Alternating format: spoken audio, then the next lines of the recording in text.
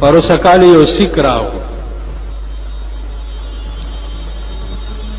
سیک راو کېناستو سال خیر شه ویل بچی مې نهر دی او دړی اوړه راته پکار اوس خدای خبر دړی اوړه په څو کېده خو ما 50 روپۍ ورکړې مالزه بچی اوړه پې وال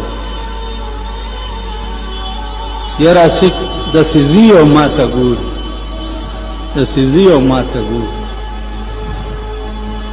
درې ورځې پس مې بیا هغه سیک ولیدو ما ته وایي ته ملا یې ما ملا یم او که بلا یم څه پوښتنې کوې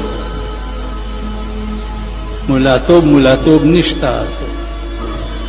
ګڼکټي ده ویل زما ډېره په بیه اغوستی دی ما خو داسې سړی نه و لیدلی لکه دا ته چې مال بس پرېږده بچه تا یو ټکی وکړو چې بچی مې نهر دی نو که سیک وي او که هر څه وي د خدای بنده خو یې په قیامت کې به دا تپوس کېږي چې زه بیمارم ته به ورته داسې ولاړې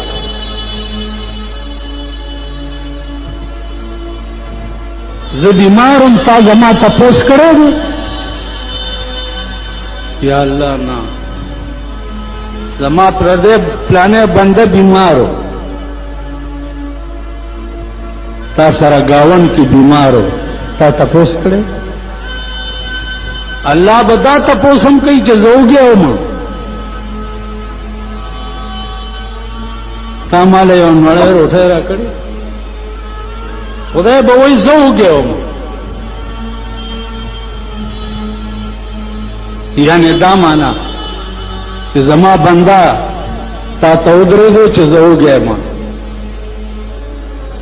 نو تا وله یو روټۍ اخیست زما جامې شلېدلې خدای به ورته وایي زما جامې شلېدلې وي تا ماله جامې اخیستې څومره جامې دې وي هره ورځ به دې نوې جوړه بدلوله هره ورځ به نوې رنګ کې د کوره راوتې دا خانان چې دي دا د سهار په 10 بجې د کوره راوځي او چې 9 بجې تپوس وکړي نو وایي باتروم کې دی څوک وایي باتروم کې دی او څوک وایي لیټرین کې دی خو هلکه وایي چې ټټای کې دی که د پیرنګي بچیا باتروم ماتروم څه یاد دی او لیټرین څه یاد دی خو ټټای کې دی غول کوي نو په باتروم کې او په لیټرین کې صاحبه 2 غنټې ځان ته برش نیولی او ځان برشي را برشي او بیا چې بار روزي او بیا په تولیو باندې دا چل کوي او دا چل کوي بیا به قدنما شیشې ته ودرېږي ویښته به سم کي ګیره خو بیا دننه کله کړي واورئ او ګیر خریلو مسله دا ده چا چې ګیره کله کړه او شیشه کې وکتل یا قدنما شیشې ته ودرېدو چې زه خو ډېر ښایسته ښکار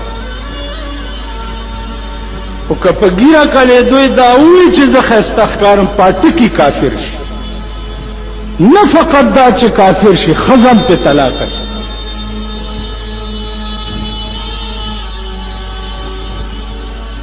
دغسې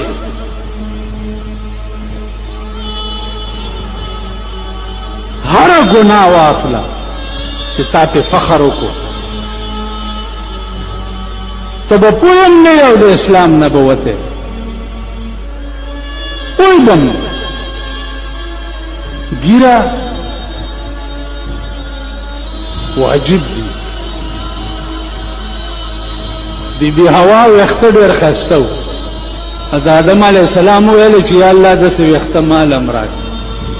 نو الله وله ګیره پیدا کړه ورته وی چې او آدمه د بیبي حوا زینت چې دی د سر ویښته دي او ستا زینت دا ږیره ده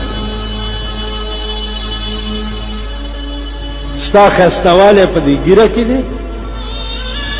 او د هغې ښایستهوالی د سر ویښته